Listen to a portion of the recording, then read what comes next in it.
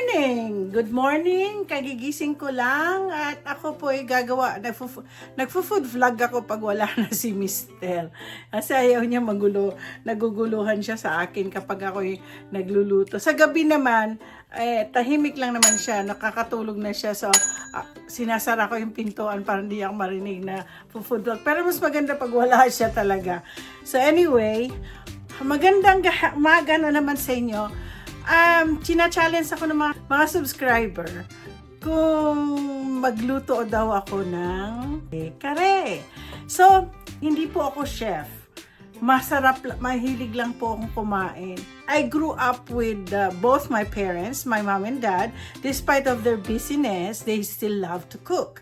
Ang daddy ko is more on papaitan, mga bulalo, ganun kasi yun ang gusto niya. Si mami, sosyal. Pero sa mami ko, kasi ang daddy ko is government official. So, pag dumarating yung mga secretary ng public works, o secretary sa ng government, pumupunta sa amin sa Isabela, si mami ang nagluluto. Ako assistant.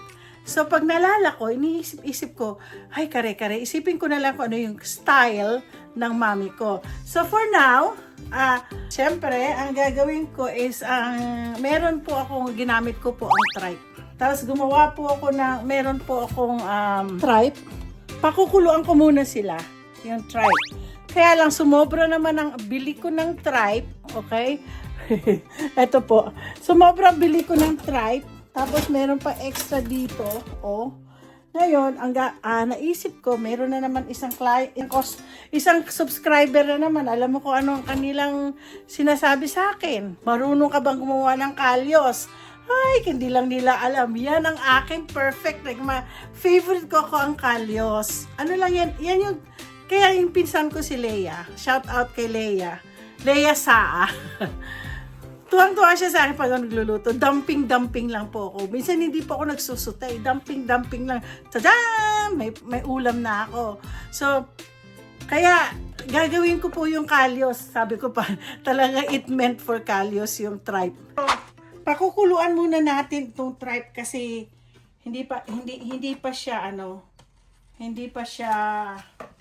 kailangan malambot na malambot. So, ngayon, ang lalaki po dito ang mga tripe Mamaya ko na lang po siya i-chop-chop. Ang hirap i-chop pag ganito So, itong oxtail po ginamit ko. So, ipapakuluan ko muna siya. Then later, pag kulong-kulo na, ilalagay ko po siya sa aking pressure cooker. Tapos na kumukulo. Ililipat ko ngayon dito sa tawag dito sa pressure cooker. Yung pressure cooker ko kasi kaya ka muna. Lumiit na rin akala ko kasi kanina malaki. So, bago na naman yan para maging malambot na malambot. Mga 20 minutes lang naman ang aking Ako mukhang hindi yata magkasya sa malit lang po ang pressure cooker ko. Ano ba yan? Okay. Lilipat ko po yan. Ko lang tong pressure. Mga 20 minutes lang para sana malambot na. So, habang naghihintay, gagawin ko na mga gulay. So, guys, itong pagluluto ko ng eggplant, sa akin lang po yan.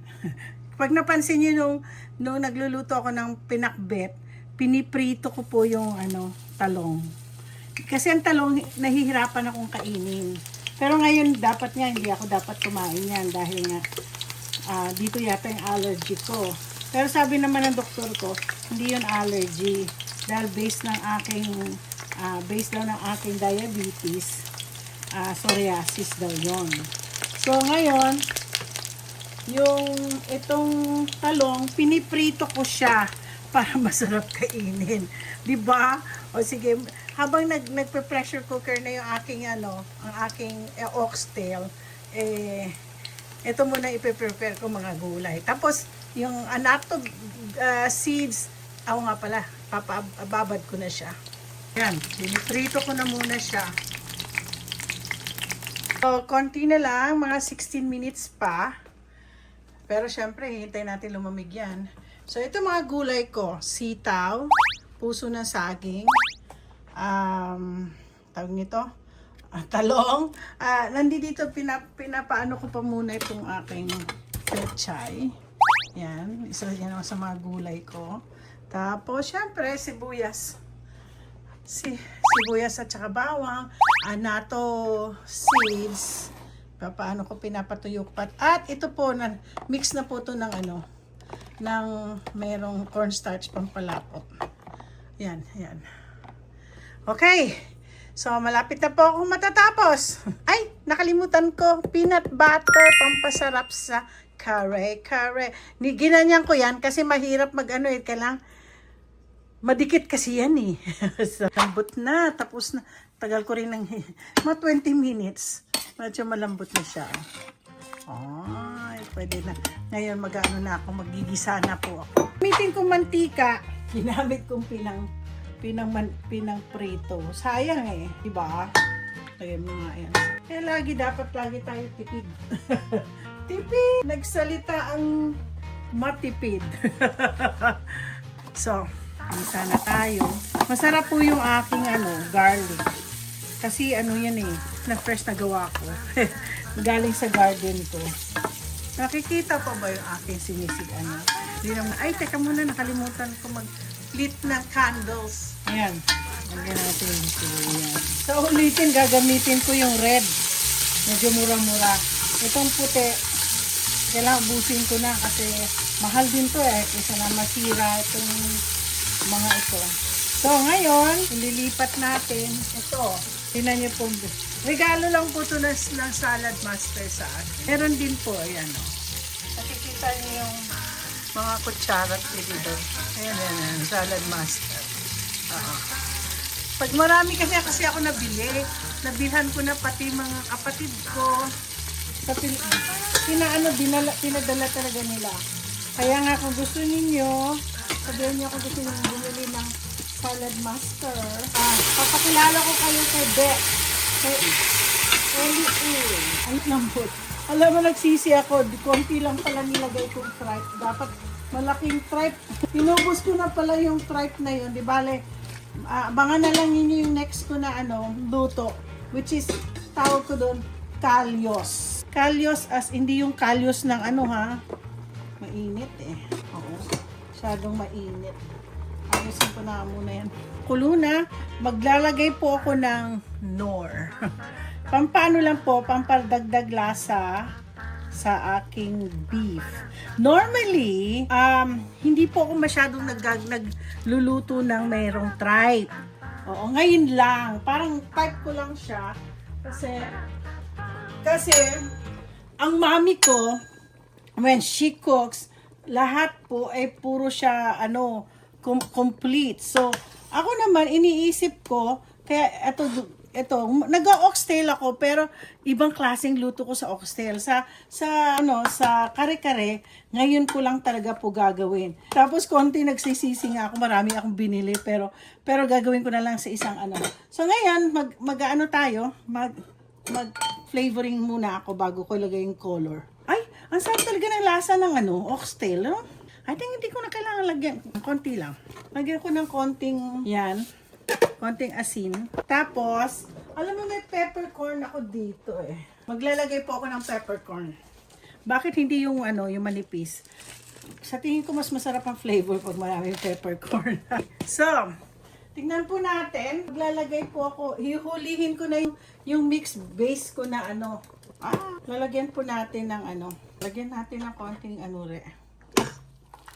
Ayan. Lalagyan ko uli ng mainit na ang aking anato seed.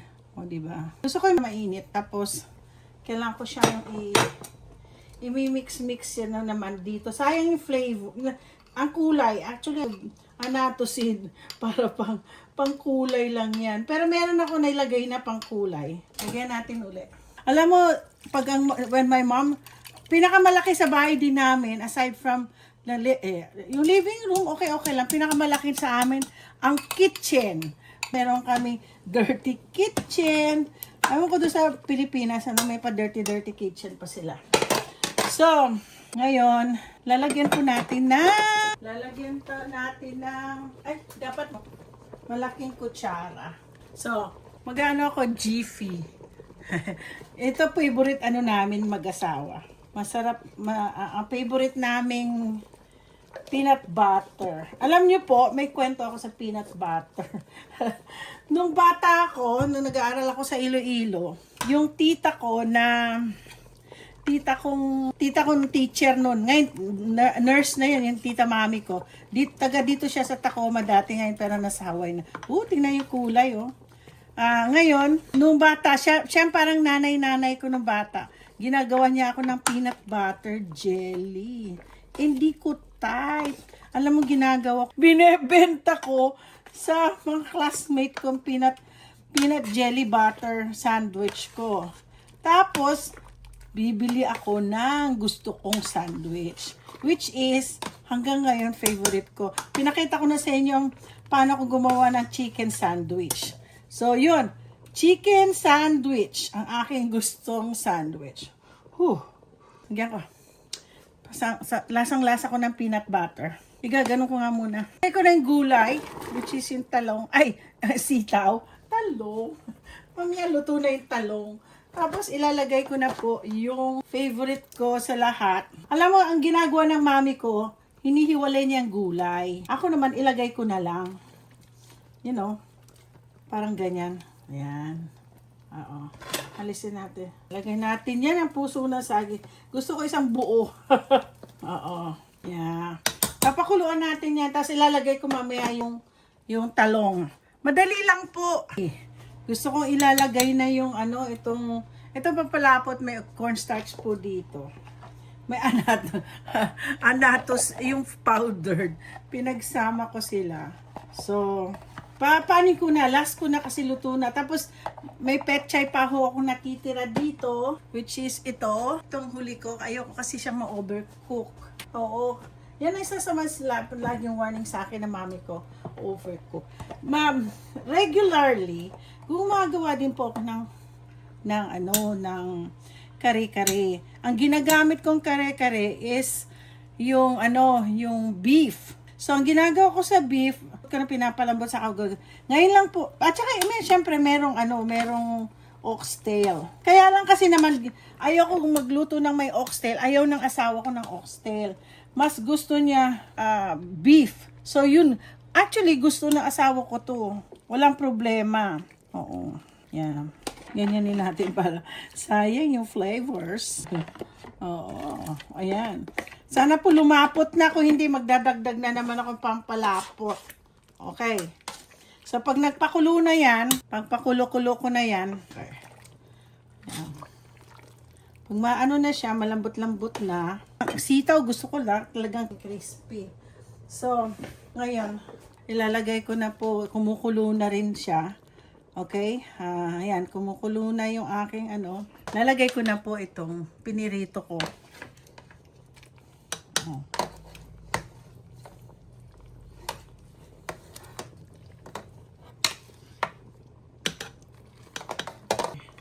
So, ilagay po natin. Tapos, ilalagay natin na ito na pinakalas, yung aking pechay.